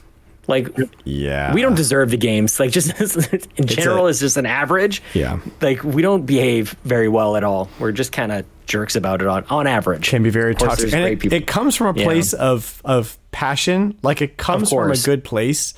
But sometimes I think that sometimes the people who sort of gravitated towards video games initially, like nerds and more socially awkward, were unfortunately probably lacking some of the emotional intelligence to be able to handle that kind of passion for something. Social skills. And so social skills, that kind of, and I am saying this from a place of I'm preaching to myself, growing up with ADHD, social interactions were very difficult, and people setting expectations for you and having to meet them. So video games were really a place where I could just be myself and escape and be rewarded for something, and it ended up replacing a lot of relationships. And so when I went out into the real world and had to actually interact and have job interviews and stuff like that, it was very difficult to transition, very, very difficult. So I think there's an element of it there. And so I think there's a responsibility for the rest of us, which I'm kind of bringing this back to retrologic, to create spaces where people can be positive and passionate and not feel sort of slighted by toxic communities, and be like, no, this is a place for positive interaction, and as well as constructive criticism. But, we're going to sort of lean into the things that we love and not the things that we don't love. So, yeah, it's my little 2 cents. Well, I've said it before too. I think the retro space lends itself towards a little bit more positivity, if for no other reason than that when you bring up an obscure game, like a UN Squadron, like Half-Life, for example. Well, Half-Life's not that obscure. I know, but maybe to you. But I mean, when you talk about a game like UN Squadron, the only people around to talk about it are people who love that game. Right. That's true. Mm-hmm.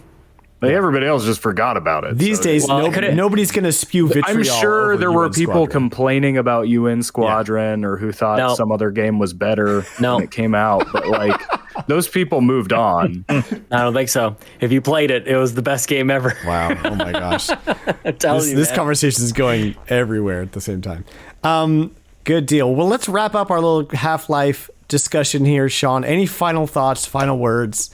How do you even play this game in 2021?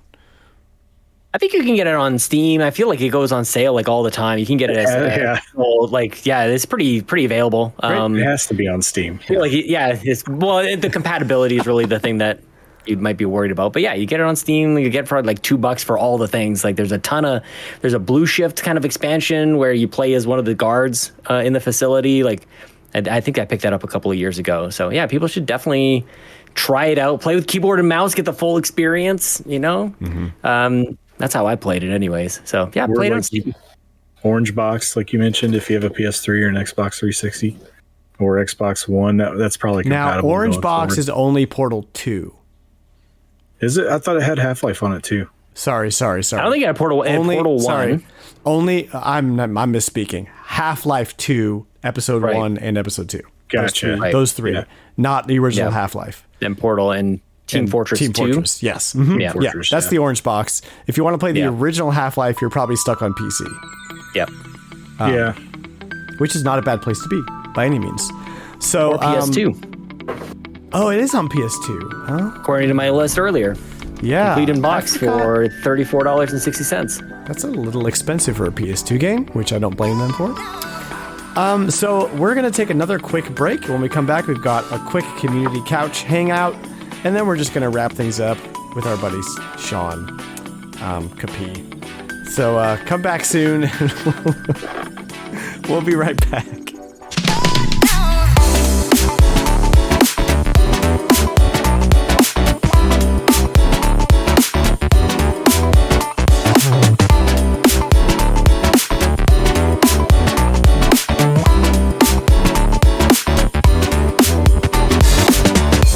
Welcome back. Welcome to the Community Couch, our virtual hangout where we get to talk to the community and just see what's hiding in the cushions of the couch today. Today I've got a Lego minifig of Darth Vader, and let's see, what's this? This is a button from a shirt that I gave back to Goodwill a little while ago.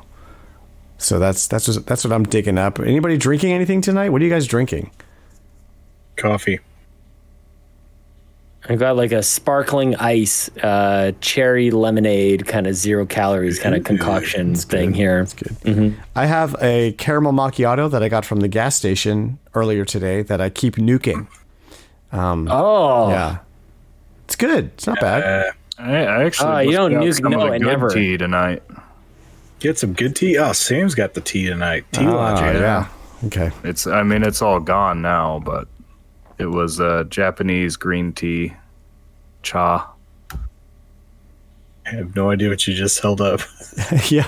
What was that? French press with Oh. waves at the bottom. Yeah, your Well, green like screen. with your filter Yeah, on the it was, screen. Yeah. kind of filtered out, reacting but weirdly comes to up it. it's as a okay. L. The listeners can't see it either. Well, here on the community couch tonight, we've got Eric Plunk again with us, who asks, before you started collecting, when is the last time you remember playing an NES or other console? For me, I remember playing one of the Sharp TVs with an NES built in at a friend's apartment at around 2002. Punch Out was the main game I remember playing. So before you started collecting, what was the last NES game you played? So that's a weird question. Oh my But gosh. when did you start collecting? Like, what was the year that you started collecting first? For me, it was 2019 in its most recent iteration. John? Yeah, I don't think I have a year I started collecting. Okay. Since yours is just a continuation Yeah, of. you never stopped. I mean, like, my memory only goes back so far, and I had older brothers, so like we got a Super Nintendo when I was like 2. So I don't. Right. Well, I never got rid of it. yeah, there's that. Sean, is there like a console or a day where you were like, I'm going to be a gamer now? like after like it being as an adult kind of a thing. Yeah. I feel like when I met my wife when we were dating back in the day, we kind of like realized that we were both kind of just giant dorks. And that we just kind of let our freak flags fly at that point.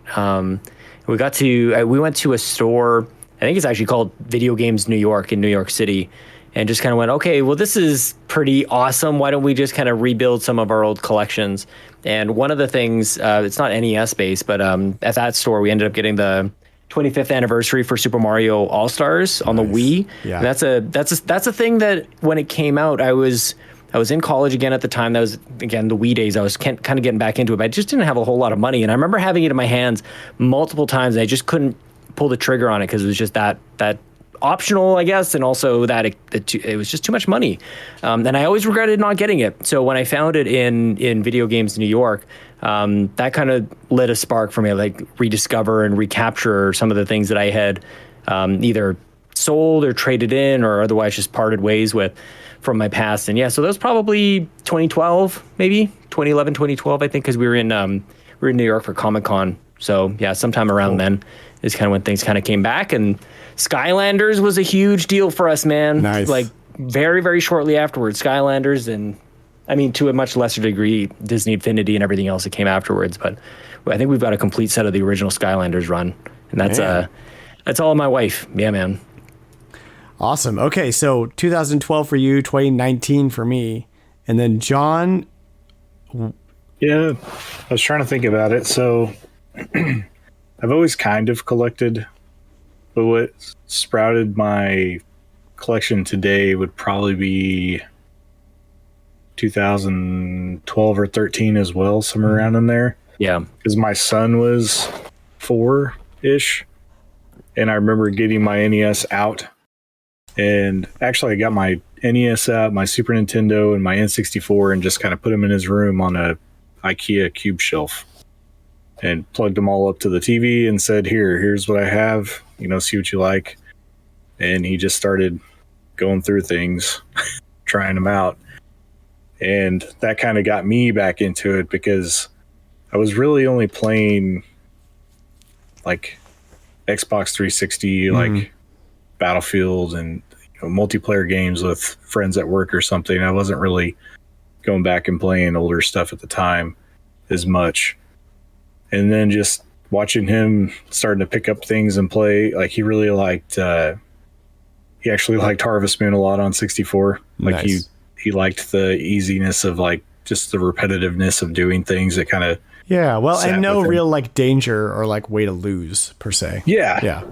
So so that's kind of what sparked me into buying more things, and then before you know it, it just kind of became. I dropped every hobby that I had. Now you have a wall of amiibo complete in box. I just have a whole basement of everything. So you can imagine. Eric's follow-up question is, what was the last NES game you played before you started gaming or collecting?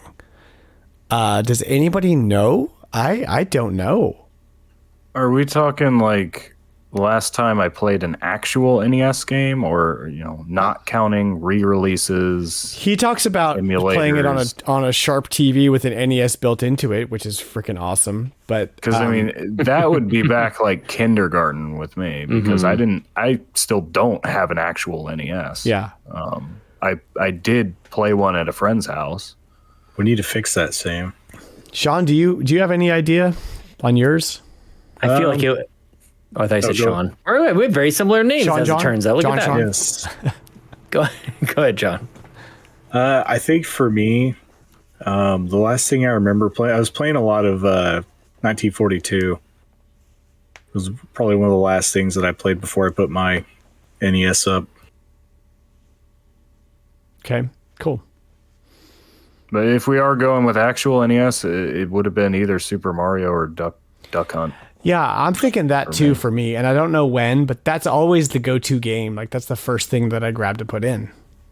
So I don't know, Sean, what do you think? I'm thinking it was a Mega Man game, actually. And probably 5, probably just one of the later ones that kind of came out on NES. But like back in those days, they seem so interchangeable. People are going to hate me for saying something like that. But like they're so similar to somebody who, again, I didn't have a console like that at home. We had the Mega Man I played was on PC, and you mentioned, the retro community. Anybody who knows who has played the Mega Man game on PC, nobody's defending that game. Like it was terrible, and we all know it. But it's all I had. So the Mega Man on the show. All right. Good job. Well, Sean, thank you. I thank you profusely and from the bottom of my heart for joining us this week, and for talking Half-Life and for joking around and for having a good attitude about all the things. Why don't you, again, tell the people where they can find you, and we'll close her out.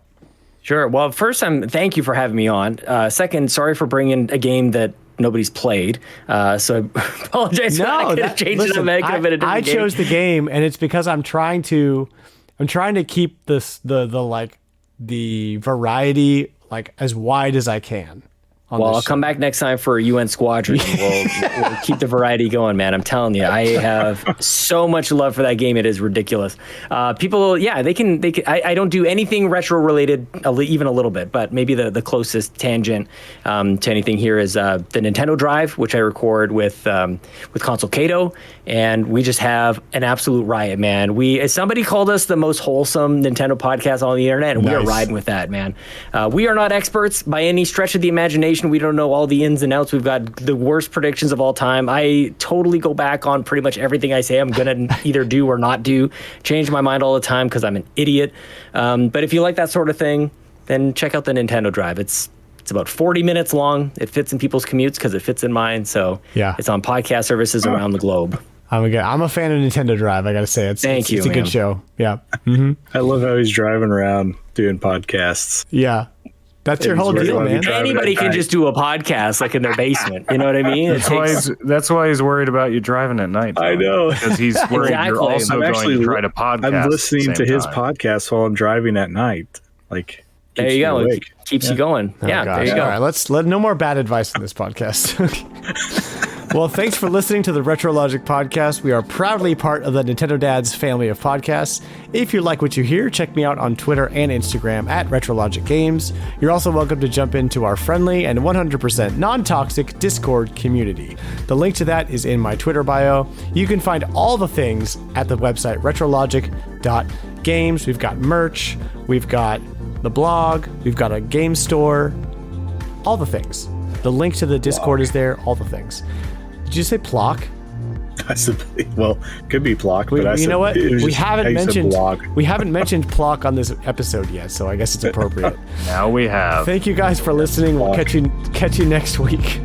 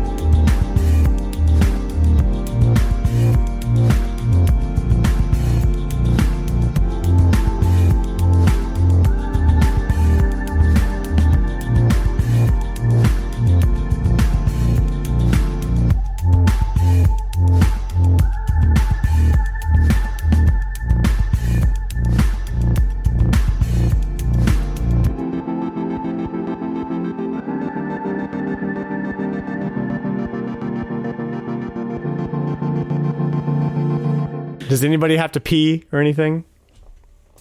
We go long. I just go, man. He's got a catheter he puts in for the No, podcast. Shut up. Gross. Oh my God. Pee in your pants is cool. Consider me Miles Davis. I had, catheter story. Oh, gosh. There was not the intention. There was a How on period earth of did time. that happen? There was a period of time where I had a little bit of blood constantly coming out in my pee. And the doctors were like, "Oh my God, what's going on, Dan? What the fuck?" So we You started this story with there was a period of time. Yeah. Then the blood. Pun Period of time. absolutely intended. So I go to the urologist and they're like, so we're going to have to like put a camera into your urethra and look at your bladder. And I said, no. And they said, well, it could be something terrible and it could kill you. So we're going to do it. And I was like, fine. Okay. So, and like, they're not going to like, they do it in the office. They're not going to bring an anesthesiologist and like numb me. They put like a little bit of numbing cream on there and then just drinking straw sized camera. The most uncomfortable, weird feeling, pain, disgusting thing I've ever experienced in my life. It probably lasted all of 30 seconds, but it felt like an eternity. Meanwhile, my wife is like over at the viewfinder like, oh, wow, look at the inside of my husband's bladder. So very interesting. I'm over here like, like then you have to play a game where you guess the condition if it was brand new or loose. That's good. Guess the size of the kidney stone that I have. And it turned out that it was just literally nothing, and it healed on its own, and none of that was necessary.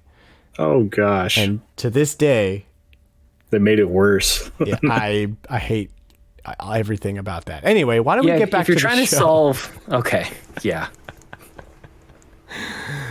Let's see if that makes it to post show. I don't know if that story's appropriate for our audience. We get. I want help us all. I make a show where my kids can listen to it. Correct me if I'm wrong. Did we already make the joke "Welcome to P Logic" on a previous? Yeah, we did. Somebody did. We did. I think that was last. That already happened. That was last week. With Adam. It's a spinoff now. P Logic.